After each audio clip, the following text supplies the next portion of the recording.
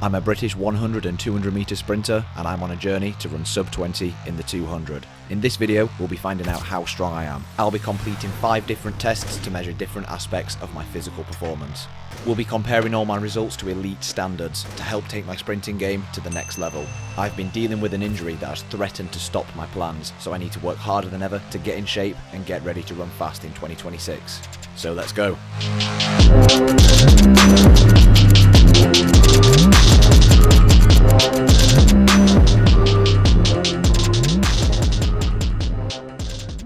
Okay, most of you will already know at this stage. If you're new here, check the last video. But essentially what's going on today, I'm having an MRI scan because my Achilles has had ongoing issues for the last few months. Because we're now in November and I'm still not completely pain-free, I'm coming to get an MRI scan to figure out what exactly is going on so that I can move forward with a proper rehab plan. Let's get in there, get this scan. So the results of the scan are going to take a couple days to come back. So whilst we're waiting on those, we've got some training to do, starting with testing. I'm here today with Tommy, aka Sharp Training Systems. He's going to be taking me through some strength testing today. Today we're going to get some baseline numbers on where my strength's at, where my power's at, and where my explosivity's at. I'm going to let Tommy talk about exactly how it's going to be done. So we're looking at a few different performance tests today, looking at Joe's ability to put force through the floor. Is he able to produce a lot of force? Is he able to produce that force quickly? Essentially, why is Joe as quick as he is? And potentially plug in some opportunities as well and finding out some gaps. Right, let's get cracking then. So today I'm going to be doing 5 tests to measure my strength and power, and the results are going to form the baseline of my training going forward. We'll explain each test and what the results mean as we go along, so let's get into it.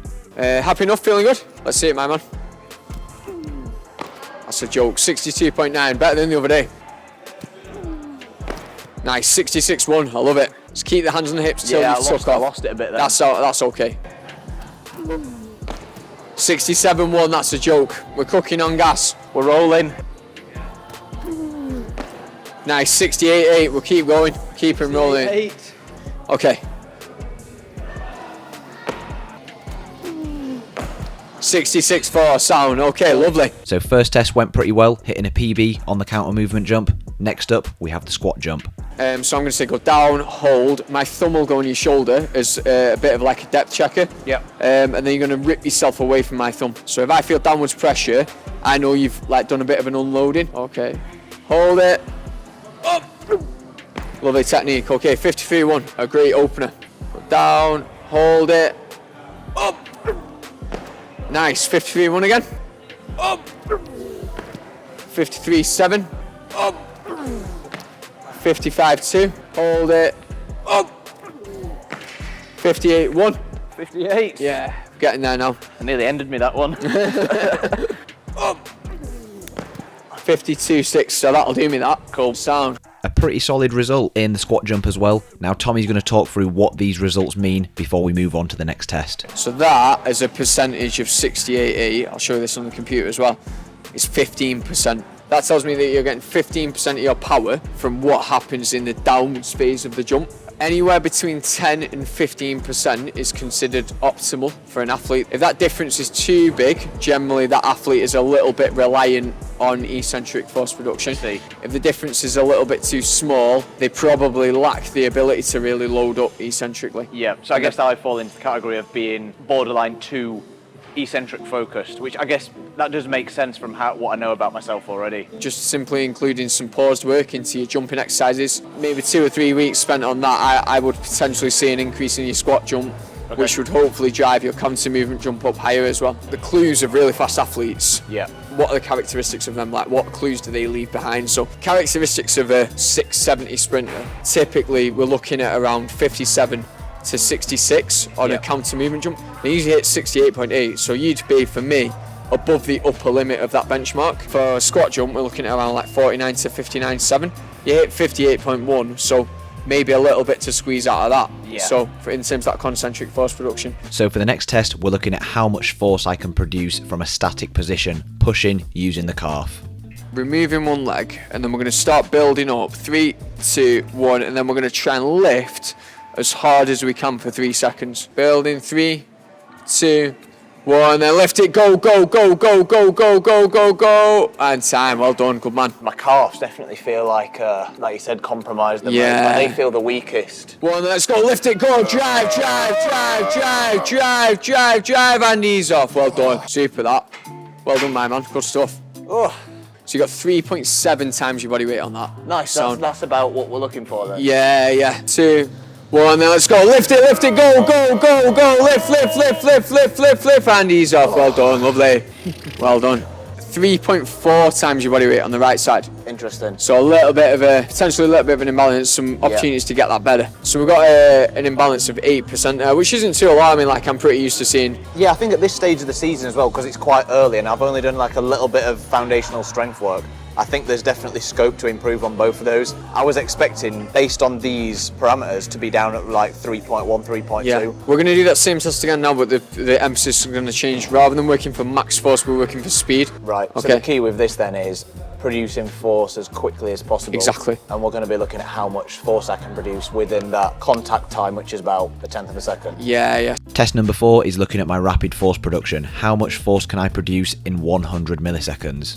2, 1, now let's go, push with rush, and relax, well done, love it. 1, now let's go, push with rush, and relax, well done. So that was 2.71 on the right, and then 2.67 on the left. Right. Now that is a percentage of the total peak force you produce. You're able to access 80% of your peak force on the right in 100 milliseconds, which is fantastic. Okay. On the left, 72%, but that was 80% of a smaller number. I think you have got a bit of an opportunity to improve like your overall peak force.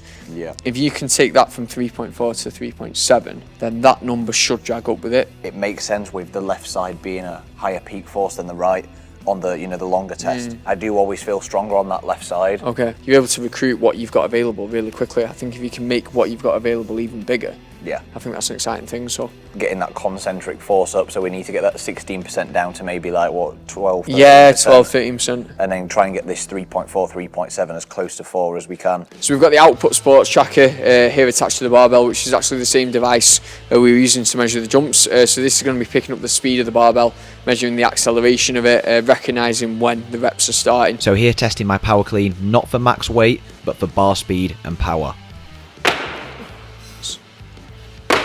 Good stuff, mate. Well done. Sound. 100 next. Sound wicked. Okay. The way you do it with short ranges drives the acceleration up. That's going to drive your power up as well. Okay.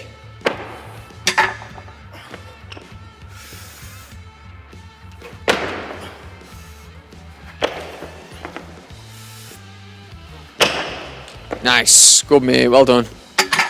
So you went 2.31, 2.29, and then 2.25. Power was higher because the weight was a bit higher. Yeah, yeah.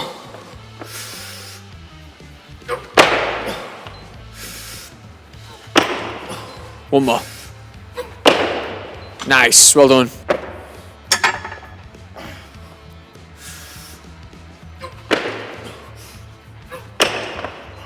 Nice.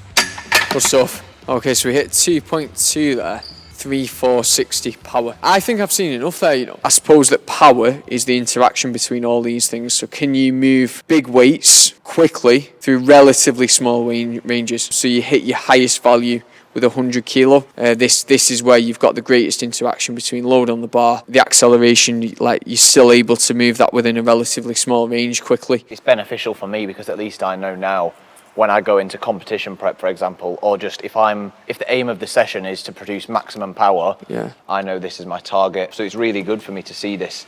And I guess it stops me from just ego lifting or just wanting to put the heavier weights on and think that equates to more power. So we've tested jumps, maximum force output on the plates, rapid force production on the plates, power production in a hang power clean, which is one of my favourite movements where I'm more comfortable producing a high wattage. Overall, what do you reckon the key takeaways from today are? Clearly excelling in several different areas, and they're the clues of why you perform as well as you do for me. Really, really explosive, great ability to produce force eccentrically. Fantastic counter movement jump height. That's the highest I've ever seen from an athlete in terms of that 68.8. Not only the speed operation record, the sharp record, potentially a world record. There's no way of knowing. Someone in the comments is going to get us for that one. Isometric testing, opportunities to improve that. We can go after that. Calf strength, right ankle strength. I think there are some opportunities to go after that. Power cleans looked absolutely fantastic. I was peering watching them. I thought they looked brilliant. Good job. We're going to keep moving through the week. We've got a lot of data to go with. At least we've got a very solid baseline now. Obviously, I'm going to be rehabbing my Achilles as we go along and now start working on that concentric strength. Thank you very much, All right. mate. Cheers, Tommy. Bosh. Appreciate Stop, that. man. Thanks very much. So here we have the final results. I have my counter movement jump, squat jump, ankle ISO push for both peak force and rapid force production, and then finally the hang power cleans for peak velocity where I'm getting my peak power. Massive shout out to Tommy from Sharp Training Systems for running these tests for me, giving me some valuable data. At least now we know what we need to work on. Now let's take it through the week and start getting to work.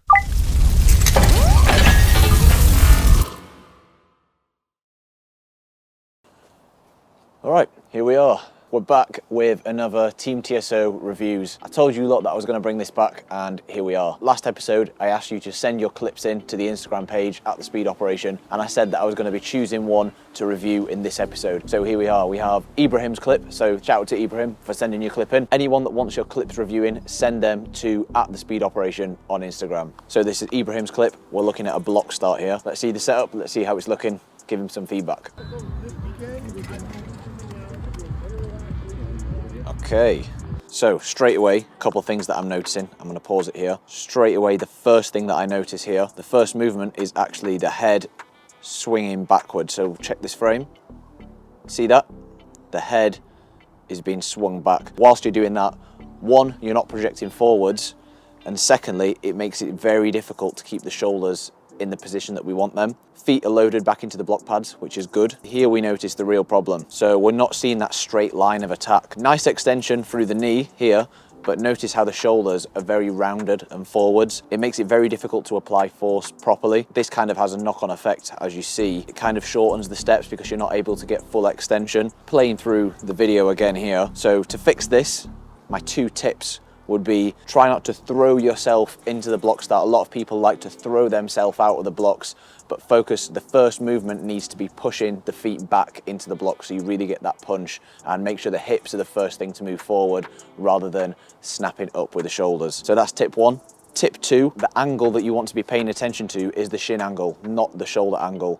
You can lean as far forward as you want, but if those shins are not pointing in the right direction, you're not going to be getting much horizontal force. Now, I'm probably not giving him enough credit because this is a pretty quick block start, very good frequency, and overall hitting some good fundamentals. So nice low heel recovery, really punching the feet back. But I think making a couple little adjustments is going to help to get stride length out of you. Bending over further with the shoulders, it compresses the hip joint, so you can't get full stretch out of the hips, and it's very difficult to get full range through the hips because you're already compressing the whole joint. With Ibrahim here, he's not short of frequency whatsoever. The cadence is absolutely spot on. For him to improve, we need to see a little bit more stride length. So by opening up the trunk a little bit more, making sure that we're not over leaning forward, focusing on the angle of the shins rather than how far are we leaning forward with the trunk, that's going to open up the hip joint, allow him to apply force properly and get a few extra centimeters out of each step. Thanks for sending in your clip, Ibrahim. I'm going to be doing this every episode going forward, so send your clips at the Speed Operation on Instagram. And if you're looking for this kind of input on a daily basis, full programming, full coaching, link in the bio, join Team TSO. Let's keep moving. This is Unstoppable Motion. All right, so I've got my scan results back. I'm heading to the physio now to get a quick check-in, go over what's going on. So let's head in there now, get some treatment. When I get back out, we'll talk about what's going on. Like and subscribe, is that what they said? Yeah, make sure you get it done. So here I'm getting some treatment on my Achilles, trying to get the ankle joint mobilized, moving, which is going to help stop the Achilles from sticking too much, and that's going to allow me to do what I need to do. Getting regular treatment is going to be absolutely vital if I want to get myself back up and running as quick as possible. I need to be consistent with the scraping, I think, as well, because that has given me good pain relief. As I'm wrapping up treatment here, my MRI scan results are in, so it's time to tell you guys what the plan is. All right, here we are. Classic Sheffield weather. At the start of the video where I went to get a scan, an MRI scan on my Achilles, we've got those results back now. Obviously you've seen me get some treatment and the results are slightly better than what I was expecting, but it means that we do have to be quite careful. So essentially, here's what's going on. A tendinopathy on the medial insertion of my Achilles, so basically right at the bottom of my Achilles where it inserts into my heel bone, so it almost feels like it's on my heel. And there's a very, very small tear in the bottom of the Achilles as well. Now this is literally about 5 millimeters, it's very small. I was kind of fearing the worst, that there was going to be like a bigger tear in there, which is good. We've been on a call with the doctor and my 2 physios, we've had a proper chat about everything and we've got a plan in place. Here's how it's going to work. This is going to be the best plan moving forward to get me ready to run fast outdoors. Stick with me. So instantly that means indoor season wiped out, which I'm fine with. I was kind of already prepared for that anyway. 12-week plan, 3 phases. Phase 1, get rid of all the symptoms in the Achilles. Make sure I'm completely pain-free. Nothing that's going to cause any significant impact. Do not go into heel drop doing any exercise. All of my cardio sessions are going to be bike, Stairmaster, cross trainer, that kind of thing. Phase 2, build strength back into the Achilles, recondition the joint, recondition the foot. Loads of strength work, loads of isometric work, heavy isos, heavy loading, make sure that it's good to go. Phase 3, return to running. Obviously, I'm going to document everything. Obviously, I would love to be doing loads of hard sessions like this time last year, running fast every day, but I've got to be honest, I'm being completely transparent about what's going on. Now, I feel totally fine about it because this is actually better than what I expected. This issue is something that has recurred the last 2 years in a row. I actually experienced this in 2024 as well. I don't want 2026 to be the same. 12 weeks time from now, hopefully, if everything goes well, I want to be faster than ever. In 2024, I had like an 8-week off season, came back from no running, and within 12 weeks, I was running PBs in training just before heading out and winning the British Champs indoors. So I'm confident that this plan's going to work. Stick with me. This is what we're going to have to do. I'm heading into the gym now. I'm going to get a gym session in. So it's not all bad news. Obviously, earlier on in this video, you'll have seen the testing that I did with Tommy. We highlighted that my concentric strength is my weak point. Now that's perfect because this is the perfect chance to actually work on that. So by the time we get back into running with high intensity, I'm going to be much stronger. It's kind of a blessing in disguise because I'm going to be able to work on all my weaknesses. The journey ahead begins now. Road to recovery, the road to 19, starting a little bit differently this year, but it doesn't mean that we're not any less on it. Let's get moving through the week. Let's see how we go.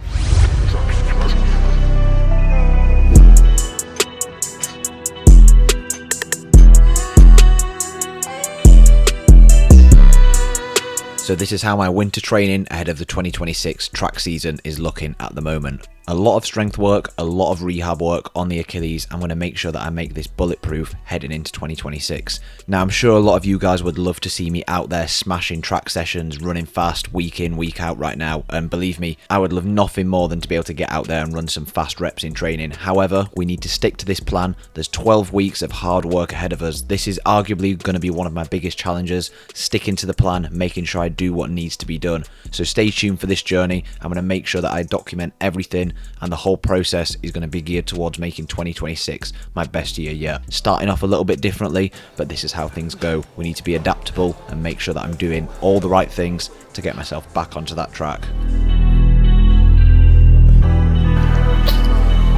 Oh, that was hard. Doing what we need to do. So we've had to take one step back to hopefully take 2-3 steps forward in the next few weeks. The main goal is obviously outdoors. We've got about 3 or 4 months to make sure that I'm doing everything that I possibly can to get myself ready back into full training. A little bit frustrating, but as athletes, most of us have to go through this at some stage to some degree. These kind of moments are always going to come. It's just about how we deal with them. So let's take the step back now. After this 12-week plan is done, we'll be back where we need to be. Last video, I posted about the giveaway. Shout out to everybody that entered the giveaway. I'm going to pop up the winners of the giveaway here. Winner of the spikes chose a pair of Nike Max Fly 2s in the blue and white. Very, very good choice. The Adidas kit went to 2 different people. That's also been shipped out. We're just waiting on the Team TSO training t-shirts, which are being made as we speak. And they'll be going out to you guys very soon as well. If you want me to do more giveaways in the future, get involved with the channel, follow the Instagram page, and yeah, who knows, we'll be able to do some more in the future. Also, last thing before you go, we're also launching a website in the new year, thespeedoperation.com. Drop your email address in there because there's going to be some super exciting stuff coming up that you do not want to miss. Anyone that's looking for good, high quality supplements, Inform Sport, top of the range recovery. You perform, use our code TSO10, get some money off at the checkout. If you made it this far, might as well subscribe to the channel. Really appreciate the support as always. And yeah, shout out to everyone watching, shout out to everyone supporting the channel, showing love, and thanks for coming along on this journey. Thanks to everyone for watching. I'll see you all in the next one.